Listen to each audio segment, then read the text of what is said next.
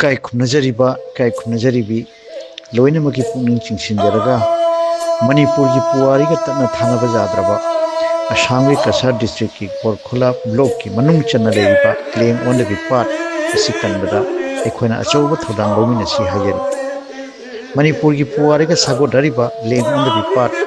ngasi Kasar lamdamda leiriba part asibu kanjaningba lupsingi thamoina langtakna phawduna matam kuina dagi lakte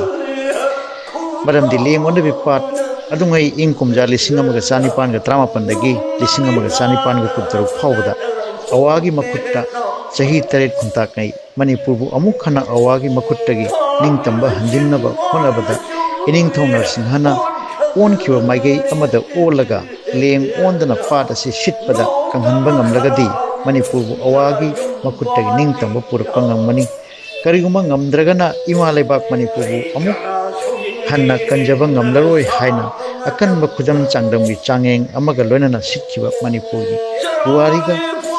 matam pumbada tatna thanaba yadana sagonaduna lehoragatoba yamna maru oiba pat amani matamgi matungina pat asi lanai mioi amana ngayok pham ama oina sijinaduna amadi pat asigi chingyada leiba ining thonar singhana potha biramba mafam asimak kusu lanai mioi duna mamingna chingba chanduna leirambadagi ngasidi athauba singi liklam thiba loop Manipur amadi leng on the part preservation and development society Khoiren Kasar Assam hariba loop anisina kusamnaraga lanai mioi adudagi ining thonar singhagi khubam asi handokchaduna tungi mirol gi damak sinajarambagi thabak khudimak loisilakle haukiba ingkumja lising aniga kuni thoidagi hauraduna athauba singi liklam thiba loop Manipurna iramda masigi puwariga sago nariba ningtam ihaugi jakai pham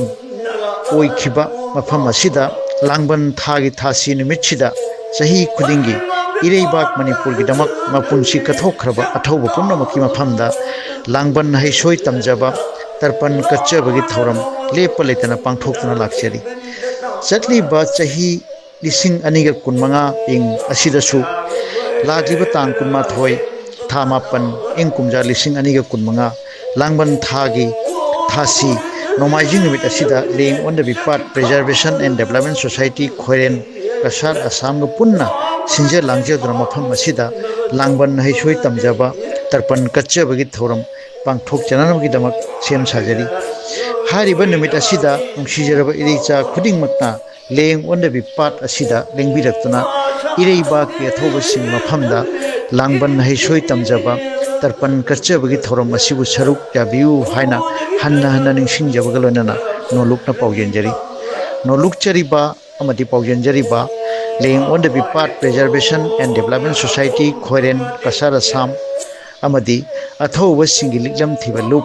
Manipur thagasari